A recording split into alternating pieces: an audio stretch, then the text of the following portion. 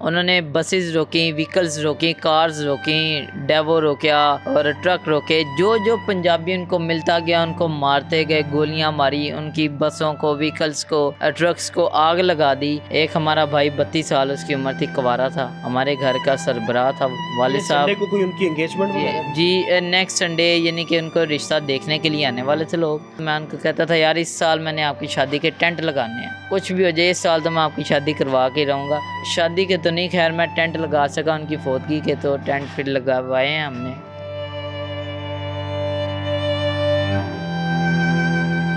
और हमारी यही गुजारिश है कि मेरा एक भाई शहीद तो हुआ है, लेकिन वो जो 22 लोग उसके साथ थे वो भी मेरे भाई थे, वो भी पंजाबी थे जो शहीद कर दिए गए। जो क़यामत हमारे पे गुजरी है, यही क़यामत उन 23 ख़ानदानों के ऊपर गुजरी है जो वहाँ पर शहीद हुए हैं। अस्सलाम वालेकुम नाज़रीन, मैं हूँ आपका मेज़बान उमर बलोच। नाज़रीन, आसिफ इकबाल के घर में मैं मौजूद हूँ। गुज़िश्ता कुछ दिन पहले एक इंसिडेंट होता है कि कोयटा जाने वाले जो लोग हैं, जो पंजाबी होते हैं, उन लोगों को चुन चुन के जो है वो उतारा जाता है बसेस से। उनके आईडी कार्ड्स देखे जाते हैं, उनको वेरीफाई किया जाता है, और जब कंफर्म हो जाता है कि भाई ये बंदा पंजाबी है तो बहुत ही अलमनाक तरीके से जो है वो उनका कत्ल कर दिया जाता है। किसी के सर में गोलियां मारी जाती हैं तो किसी के दिल में गोलियां मारी जाती हैं, और सबको जो है बुरे तरीके से शहीद कर दिया जाता है। आसिफ इकबाल की फैमिली के साथ मैं मौजूद हूँ। उनके साथ भी बहुत बुरा हुआ। वो यहाँ से गए कि मैं अपना कोयटा घूमने के लिए जा रहा हूँ, क्योंकि कभी भी जो है वो किसी भी जो पाकिस्तानी है, जो मुसलमान है, वही सोचेगा कि जिस जगह पे वो रह रहा है वो उसका घर है। पूरा पाकिस्तान हमारा अपना है, हमारा घर है, हम कहीं पे भी आज़ादाना तरीके से जा सकते हैं। अल्लाह ने हमें आज़ादी दी है, लेकिन कुछ जो है वो तखरीबकार, कुछ शरपसंद अनासर ऐसे भी हैं जो पाकिस्तान को डिवाइड करना चाहते हैं, जो पाकिस्तान को तोड़ना चाहते हैं, जो लोगों के दिलों में नफ़रतों की आग को जो है वो जलाना चाहते हैं। ऐसा ही वाक़या जनाब जो है वो बलूचिस्तान के हाथे में हुआ। तकरीबन कमोबेश 23 पंजाबियों को उतार के बुरे तरीके से कत्ल कर दिया जाता है। आसिफ इकबाल की फैमिली के साथ में मौजूद, उनसे हम सारी बात करेंगे कि आखिर आसिफ इकबाल क्या सोच के वहाँ पे गया, उस बेचारे के दिल में क्या उमंगें थी, और आखिर जो है वो उसको इस दुनिया जहाँ से रुखसत होना पड़ा। अस्सलाम वालेकुम। जी वालेकुम। अच्छा, आप आसिफ इकबाल के छोटे भाई हैं? जी मैं सबसे छोटा भाई हूँ उसका, कासिम इकबाल नाम है। ठीक है कासिम भाई, आसिफ भाई ने क्या बताया कि मैं कहाँ पे जा रहा हूँ? आसिफ भाई संडे को दोपहर 12 बजे यहाँ से घर से निकले थे, और उन्होंने हमें ये इन्फॉर्म किया था कि मैं कोयटा जा रहा हूँ, तो मैं 2 दिन तक वापस आ जाऊँगा। चूँकि छुट्टी थी चेलम की भी, मंडे को भी छुट्टी थी, संडे को निकले थे, भाई ट्यूसडे मॉर्निंग तक मैं वापस आ जाऊँगा। हम सबको यही उम्मीद थी कि यार ये जा रहा है एज़ यूजुअल, ये घूमने फिरने के लिए जा रहे हैं और वापस आ जाएंगे। लेकिन ऐसा हुआ कि मंडे मॉर्निंग सुबह 10 बजे हमें कॉल रिसीव हुआ, जिसमें मतीउल्लाह नाम एक कांस्टेबल है बलूचिस्तान की पुलिस में, उनका हमें अननोन नंबर से फ़ोन आया। और हम सुबह 7 बजे न्यूज़ देखी तो हमें ये वाक़या पता चला कि हो रहा है, जिससे वालिद साहब बहुत परेशान हुए, कंटिन्यूसली फ़ोन ट्राई कर रहे थे आसिफ भाई का, तो वो फ़ोन मिल नहीं था रहा। तो हमें 10 बजे कॉल आई, कॉल रिसीव किया, मतीउल्लाह साहब ने हमें इन्फॉर्म किया कि आपका भाई आसिफ इकबाल तो वो इस इंसिडेंट में शहीद हो गया। हमें लगा शायद ये सुनने में हमारी गलती है, उनके बताने में हमारी गलती है। हमने उनसे व्हाट्सएप पर रहा था कि हमने कहा तस्वीरें भेज दें, मैं आपको तस्वीर दिखा देता हूँ। उन्होंने जब हमें तस्वीर दिखाई तो हमें कंफर्म हो गया कि ये हमारा ही भाई है, क्योंकि उन्होंने हमें अंदाज़ा हुआ उनकी चिन्ह को देख के, सारा हमने जब देखा हमारा भाई था वो, हमें पता चल गया कि हाँ यार ये हमारा ही भाई है जो शहीद कर दिया गया, और बहुत बुरी तरीके से शहीद कर दिया गया। ये इसकी तस्वीर है जी, जो हमें मतीउल्लाह साहब ने भेजी थी। उसके बाद हमारे तो होशोवाद ही ख़त्म हो गए।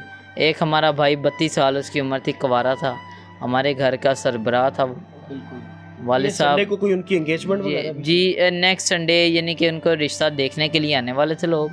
और यही माइंड था कि यार अब मैं उनका छोटा भाई था, मैं यहाँ पे हम दोनों भाई एक साथ ही एक बेड पर सोते थे, तो मैं उनको कहता था यार इस साल मैंने आपकी शादी के टेंट लगाने हैं, कुछ भी हो जाए इस साल तो मैं आपकी शादी करवा के रहूँगा।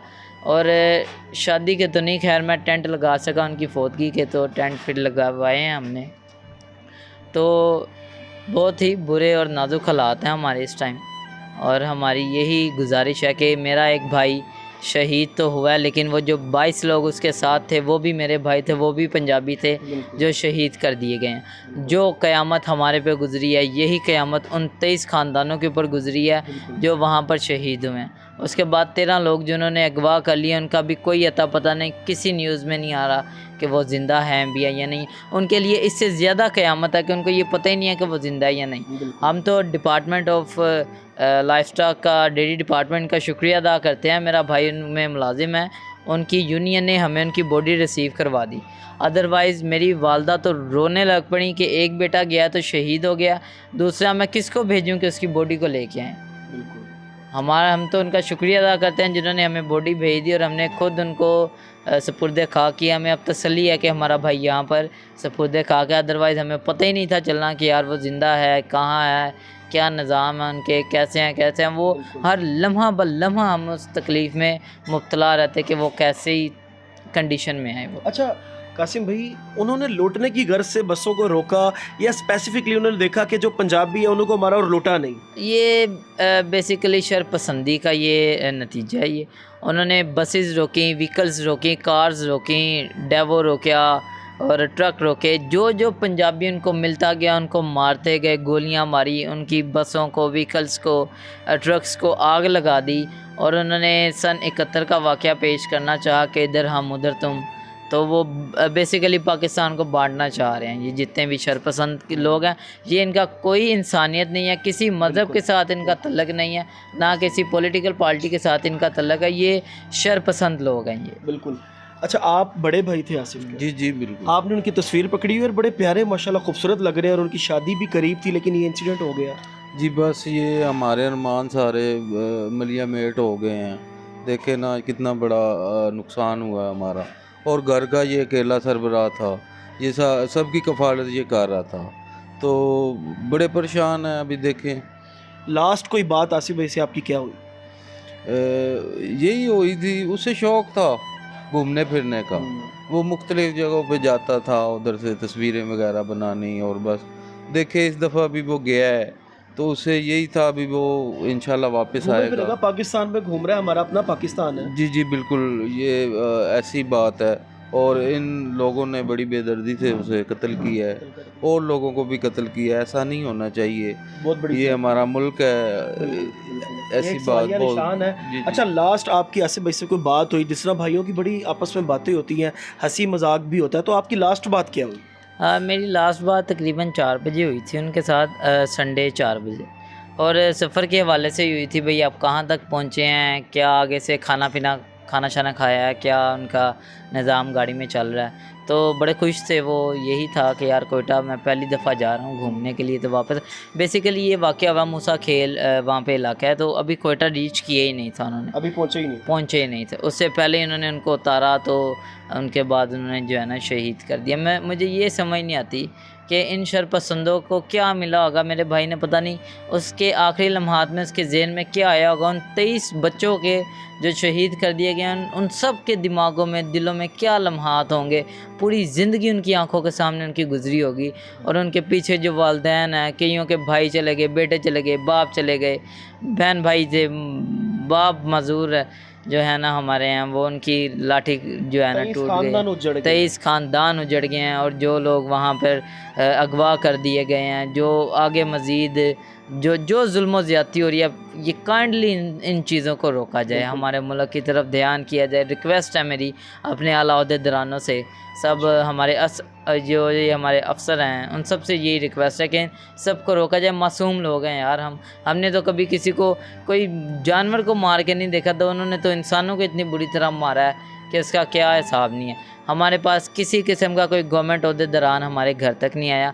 हमें ना किसी से कोई लाख चाहिए, ना करोड़ चाहिए, ना कोई अरब चाहिए। हमें जो जितने पैसे दे देगा हमारा भाई वापस नहीं आ सकता। इसका कोई नेमुल बदल कोई हमें आके, कोई हमारा वज़ीर आज़म, कोई वज़ीर आला, कोई दाखिला हमारा वज़ीर, कोई आके एटलीस्ट हमारे सर पे हाथ तो रखे यार।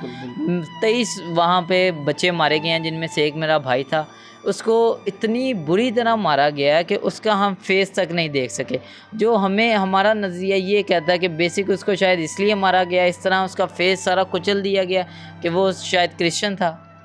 हम लोग क्रिश्चियन फैमिली से हैं, इस वजह से उसको इतना बेदर्दी से मारा गया कि उसकी आँख एक निकल गई, दूसरी है नहीं, दिमाग उसका निकल गया, फेस उसका देखने के काबिल नहीं रहा। बाकी 22 लोगों की डेड बॉडीज़ हमने देखी है, किसी के दिल में गोली लगी, किसी की टांग में लगी, पेट में लगी, लेकिन उस बेचारे को इतनी बेदर्द मौत दी गई। उसको इस पाकिस्तान में रहने की ये सज़ा दी गई कि 32 साल बाद उसे एक इनाम में क्या मिला है, गोली। और इतनी बेदर्द मौत, क्या गुनाह था मेरे भाई का? क्या उसने कोई ऐसा गुनाह कर दिया था जिसकी सज़ा उसको इतनी मिली कि उन बलोचियों ने, या वो बलोची जो वज़ीरिस्तान, वो वटेवर जो भी वो लोग थे, वो टेररिस्ट हैं, वो इंतशार पसंद लोग हैं। मेरी ये रिक्वेस्ट है हमारे तमाम ओहदेदारानों से कि प्लीज़ इन सब के ख़िलाफ़ कार्रवाई की जाए। मैं मेंशन करता हूँ हमारे army chief retire general Raheel Sharif साहब को, हमारे शहीद चौधरी असलम साहब को, कि जब तक ये लोग रहे हैं पाकिस्तान में सर उठाने की किसी की जुर्रत नहीं रही, खौफ का दूसरा नाम रहे हैं ये लोग। तो आज जो हमारे आर्मी चीफ़ हैं या हमारे सिक्योरिटी इदारे हैं, वो क्यों इतने कमज़ोर पड़ गए हैं कि ये जो शेर हमारे थे ये हम वापस आएँ, अगर कहीं पे चले गए हैं ये वापस आएँ और इस मुल्क को जो है ना दुरुस्त करें, हमारी सिक्योरिटी को वापस, दिफाई निज़ाम को मजबूत करें हमारे। इंशाल्लाह। और ऐसा है भी, क्योंकि जब हमारे सिक्योरिटी इदारे किसी चीज़ की ठान लेते हैं तो प्रॉपर तरीके से उसका सदेबाब होता भी है। तो मैं रिक्वेस्ट करूँगा अपने जो गवर्नमेंट के हमारे इदारे हैं, जो हमारी पाक फ़ौज है, पाक फ़ौज की बड़ी कुर्बानियाँ भी शामिल हैं। हमारी पाक आर्मी ने वहाँ पे बहुत काम किया और बहुत से ऐसे जो टेररिस्ट हैं इनको जहन्नुम वासिल किया अल्हम्दुलिल्लाह। लेकिन मैं अपनी फ़ौज से मज़ीद ये जो है वो रिक्वेस्ट करूँगा कि आपकी कुर्बानियाँ हमारी सर आँखों पे मज़ीद कुर्बानियाँ देनी पड़े तो आप दें, क्योंकि ये आपका काम है। हमारे जो शहरी हैं इनको बाहिफाजत तरीके से जो है वो वहाँ पे पहुँचाएं, अपनी कस्टडी में लें। अगर कोई वहाँ पे पंजाबी या कोई भी पाकिस्तानी वहाँ पे टूरिस्ट कोई भी जाता है, अपनी कस्टडी में लेके जो है वो उसको सारा वहाँ पे आप घुमाएं फिराएं, ये आपका फ़र्ज़ है। और जो इंसिडेंट हुआ, जो पाकिस्तान को डिवाइड करने की कोशिश की गई है और जो एक तफरका फैलाने की कोशिश की गई है, जो एक फसाद बर्पा करने की कोशिश की गई है, मेहरबानी फरमा के जो ज़िम्मेदारान है इनको इसी तरह चौकों में लटकाया जाए, क्योंकि वहाँ के लोग भी इनोसेंट हैं। मैं कहता हूँ कि जो वहाँ पे शर पसंद लोग हैं उनका किसी मज़हब से ताल्लुक़ नहीं है, उनका किसी इंसानियत से ताल्लुक़ नहीं है, और जो उन्होंने कारनामा सर अंजाम दिया इनको प्रॉपर तरीके से भयानक सज़ा देनी चाहिए, ताकि जो ये जो बेचारे हैं जिनके अपने बेदर्दी से इस दुनिया से चले गए हैं, बेदर्दी से कत्लो गारत की गई है, इनके दिलों को सुकून पहुँचे। अपने मेज़बान को दीजिए इजाज़त। अल्लाह निगहबान।